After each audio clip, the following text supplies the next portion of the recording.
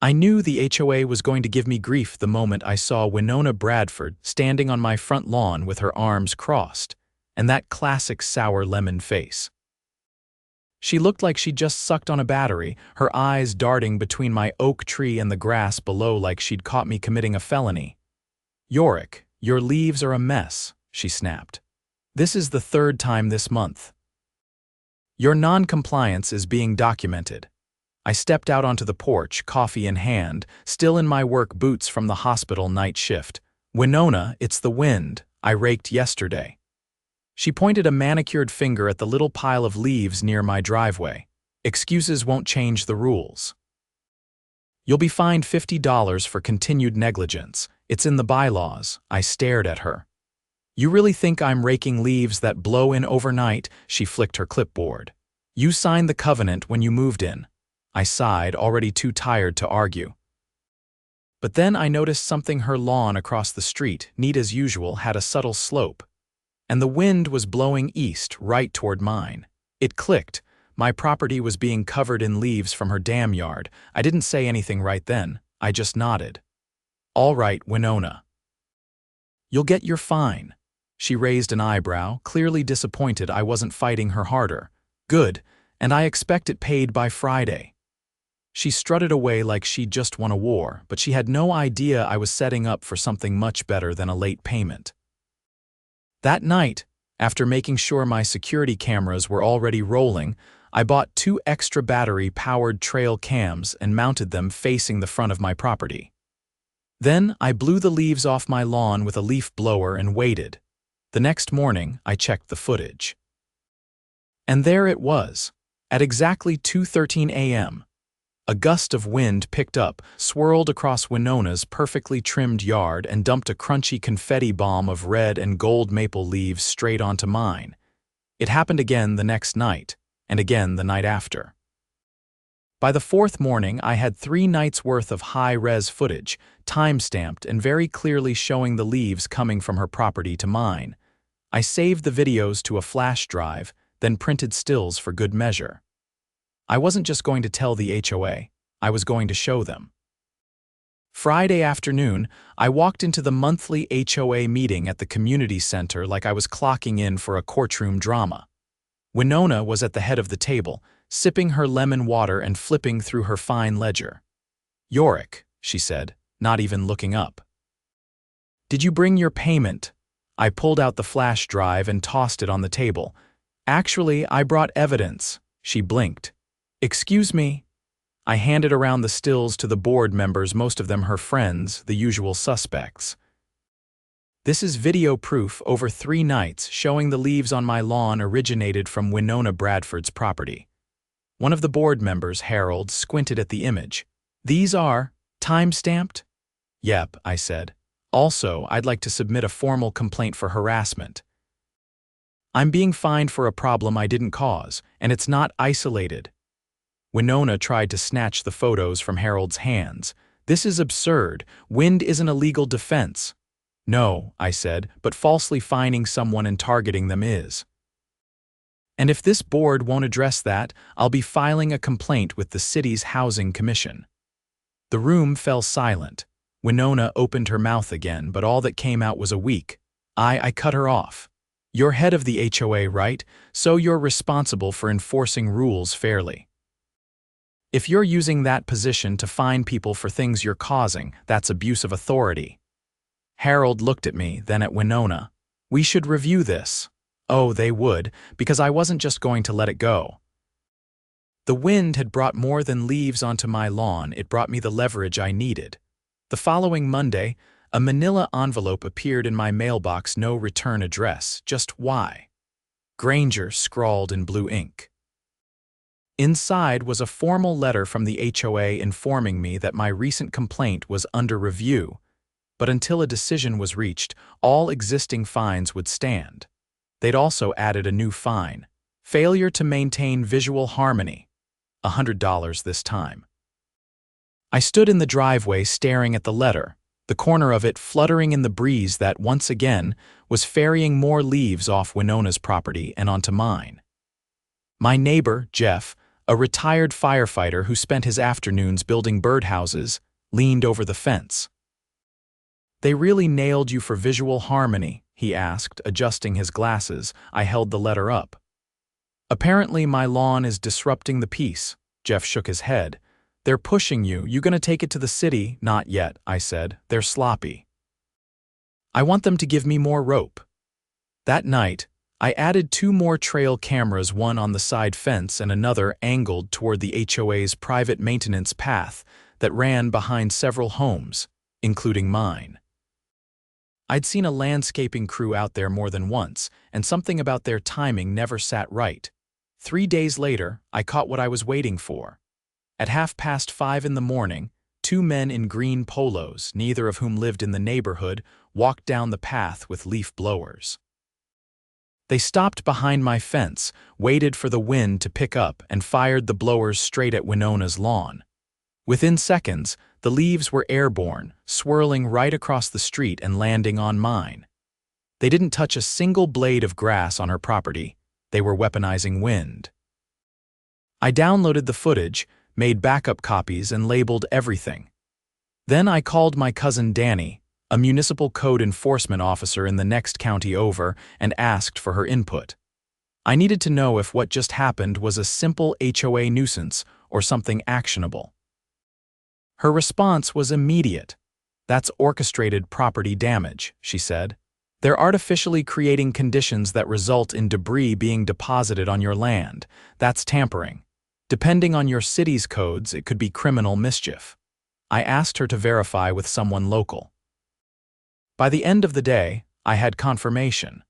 Under City Ordinance 18.3.7, deliberate displacement of refuse or natural debris onto another's property with intent to cause citation or penalty was a Class C misdemeanor. And if it involved an HOA acting beyond its charter, it could escalate to civil fraud. That was more than enough. I scheduled an appointment with the city's Public Affairs Compliance Office. Not only did I submit the video and photos, but I also included the fine notices, the vague language used in the citations, and a copy of the HOA's own charter, which I'd requested from the county clerk's office. A detail in that charter stood out. No member of the board was permitted to issue fines without a full vote at a monthly meeting. Winona had been issuing them solo. The compliance officer, a woman named Dahlia, took one look at the footage and said, "We'll be reaching out to them." 2 days later, unmarked sedans parked near the community center. City investigators, accompanied by a uniformed officer, entered during the monthly board meeting. I wasn't invited, but I didn't need to be. Jeff was already texting neighbors, and word spread faster than Winona's gossip.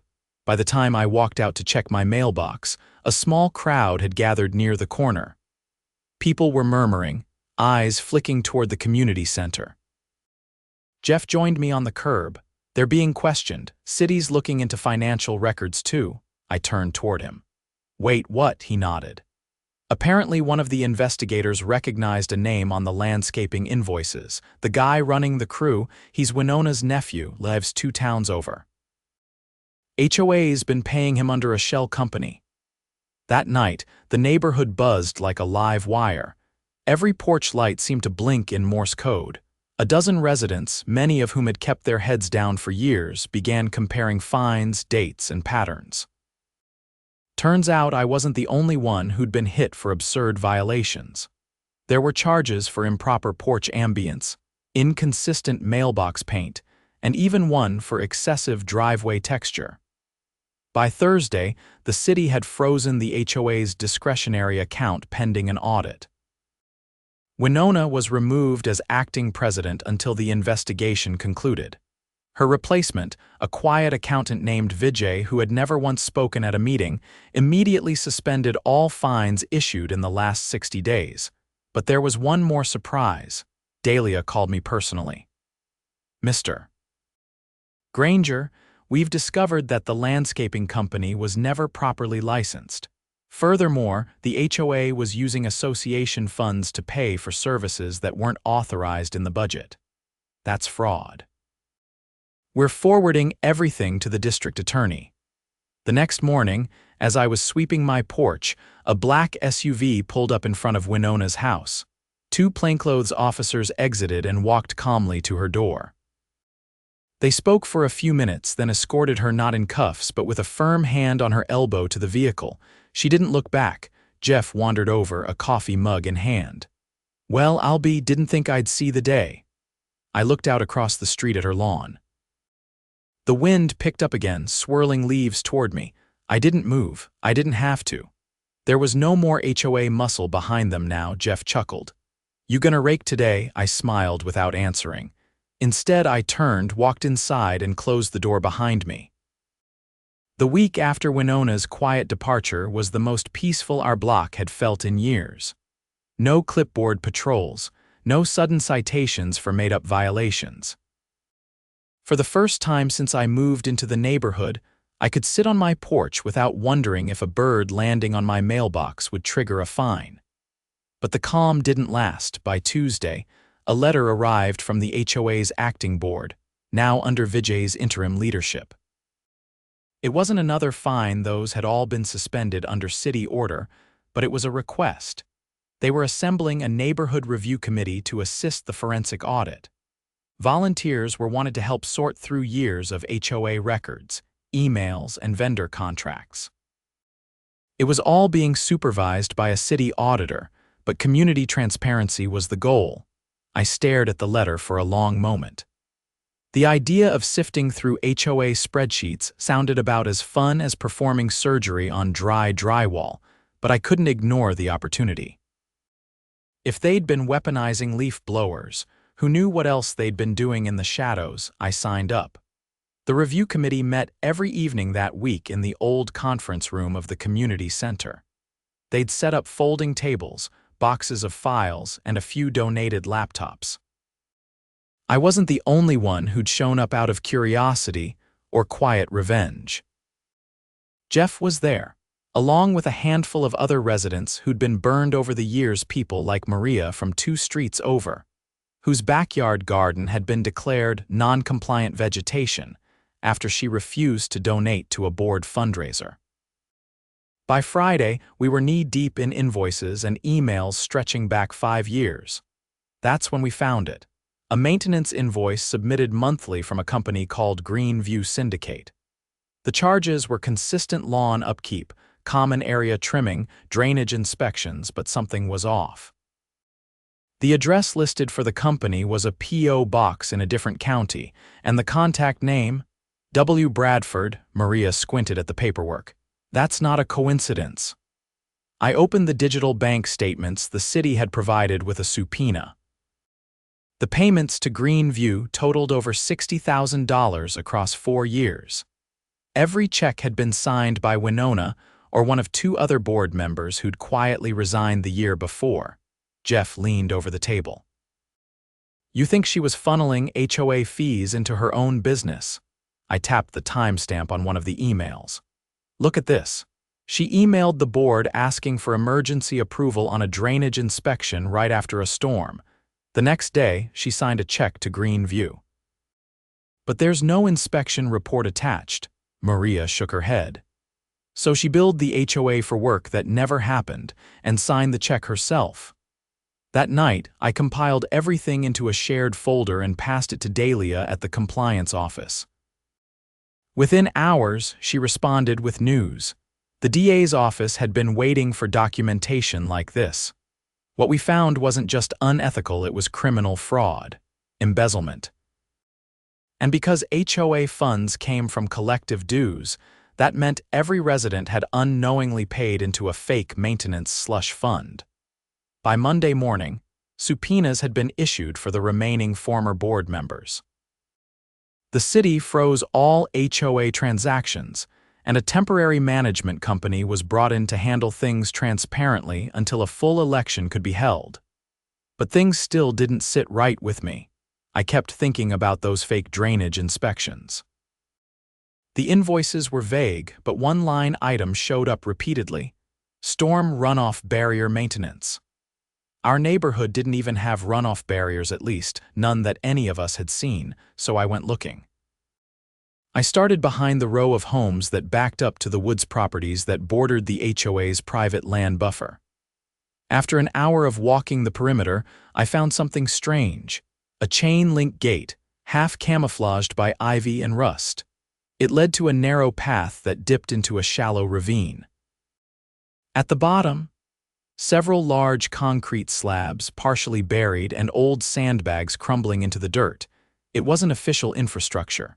It looked like someone had tried to build a DIY flood barrier years ago and then abandoned the project. I took photos and sent them to Danny, who looped in a contact from her environmental enforcement unit. Their findings changed everything. The makeshift barrier had been built without permits.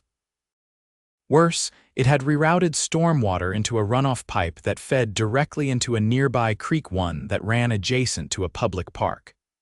Testing revealed elevated levels of lawn chemicals and silt, likely from years of runoff mismanagement. That moved the case out of HOA fraud territory and into environmental violation.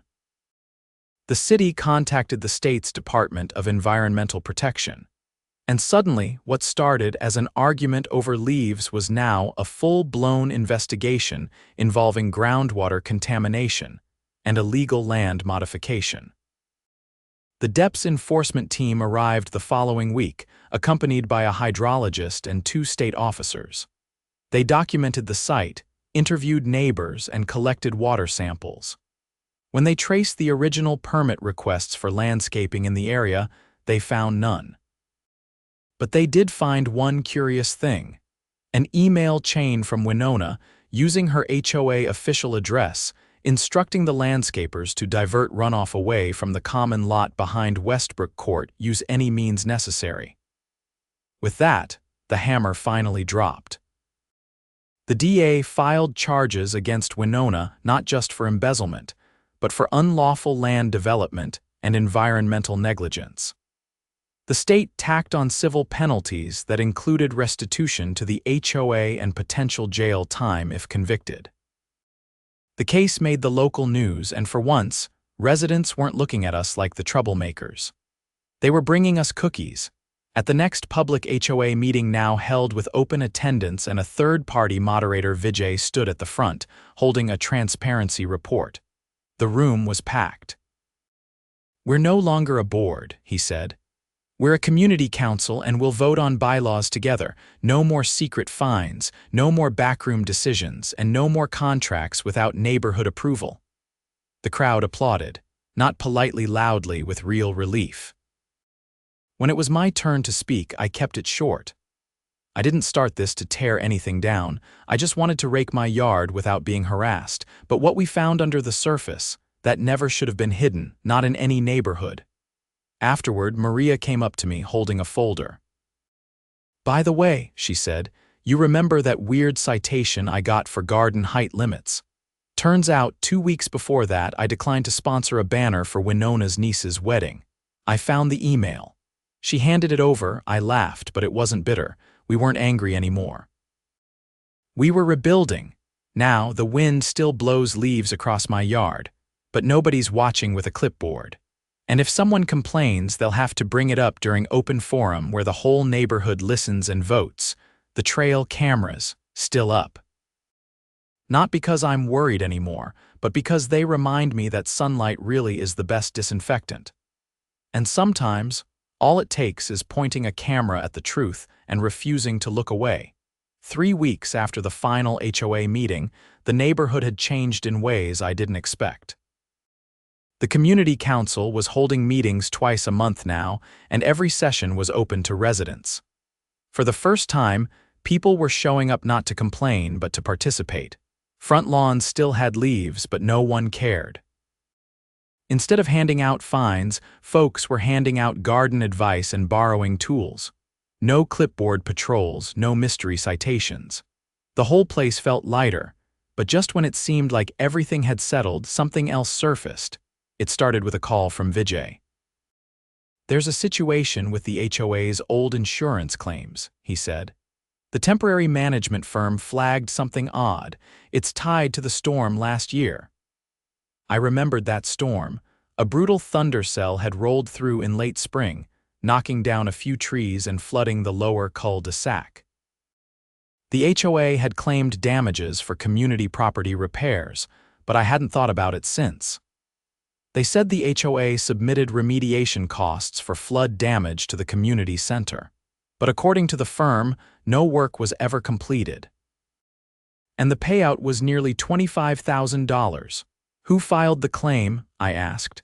The signature on the documents is Winona's, Vijay said, his voice low. But that's not all. The bank account that received the insurance funds, it wasn't the HOA's. That stopped me cold. You're telling me she rerouted an insurance claim into a personal account? Not exactly personal. It was a business account under the name Civic Resilience Partners LLC, but the EIN used to register it traces back to a residential address. Yours, actually. I blinked. Wait, mine, not your current one. The house you sold before moving here, it's your name on the title history, but the company was registered 2 months after you sold it. I understood immediately. She'd used my old address to create a shell company and used it to file an insurance claim in the neighborhood we both lived in. It was a setup probably prepared in case she ever needed someone to blame. You need to bring this to the police, I said. Already ahead of me, Vijay explained that the management firm had forwarded everything to the state's Financial Crimes Division. Because the shell company used a falsified address and impersonated a prior resident, it could qualify as identity fraud. Detective Marla Chen from the division called me the next day. She was methodical and to the point. We've already subpoenaed the bank records. The account was opened with a forged lease agreement listing you as the managing partner. The notary stamp was fake too. That alone carries a felony charge. Can you prove she was behind it? I asked. That's the thing, Chen said. The IP address used to file the insurance claim matches the one used in several of the HOA's weekly updates. The digital fingerprint leads back to Winona's home internet service. We also recovered surveillance footage from the bank where the account was opened. She used her niece's ID as a secondary signer. Why the niece? She's on probation for check fraud. We think Winona promised her a cut to keep quiet, but the niece is already cooperating. She's turned over emails. With that, the case expanded. What began as petty fines and landscaping fraud had evolved into a multi-layered scheme involving fabricated insurance claims, identity theft, and money laundering. The DA's office brought in a forensic accountant. He traced the funds from Civic Resilience Partners to a second shell account, then to a private contractor who'd supposedly resorted the park near the tennis courts. Only, the park had never been touched, the contractor.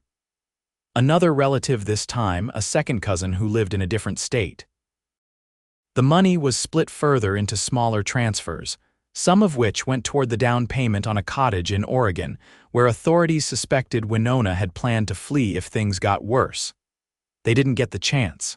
In early April, a joint task force served a search warrant on her home. They recovered financial records, burner phones, and a laptop that still had login credentials for the Civic Resilience Partners bank account.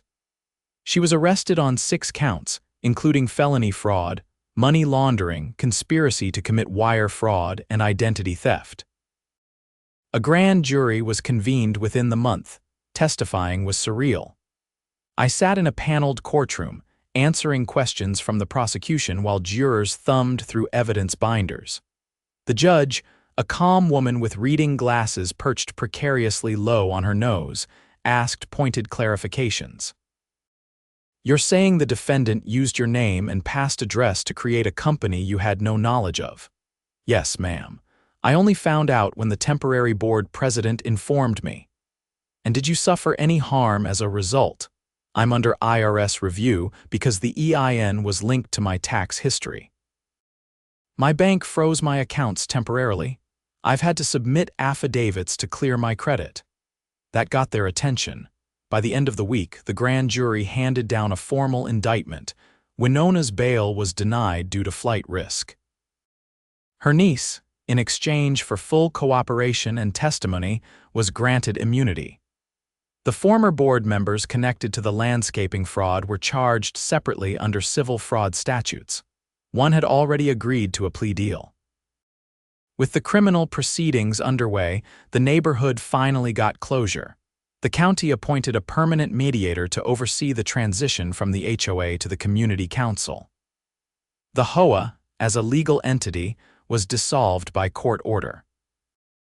All remaining funds were frozen and redistributed under supervision. Residents voted to replace the HOA model entirely with a voluntary neighborhood charter, one based on transparency, participation, and mutual trust. The city awarded the community a small grant for public engagement, which was used to build a new community garden where the old tennis court had stood unused for years. Jeff designed the layout. Maria ran the seed bank. I helped install the irrigation system. One summer evening, after a long shift at the hospital, I walked past the garden and saw a dozen people gathered along the plot rows. There were kids watering sunflowers, neighbors sharing fruit from their trees, and someone playing a guitar near the benches. I sat next to Jeff, who was adjusting a trellis. "Funny, isn't it?" he said. "All that chaos started over a pile of leaves." "Not the leaves," I said, "the lie about them." He glanced at me. "You ever think what would have happened if you hadn't filmed it?" I looked over the garden. "Yeah. A lot of people would still be paying for things they didn't do." He nodded. "You know, we should put in a plaque, not for the garden, for what we survived." I laughed, but the idea stuck. A month later, we installed a small bronze plate at the edge of the community garden. It read, in honor of the neighbors who stood up, spoke out, and took back their block, "May the wind always blow truth our way." And from that day forward, no one cared where the leaves landed.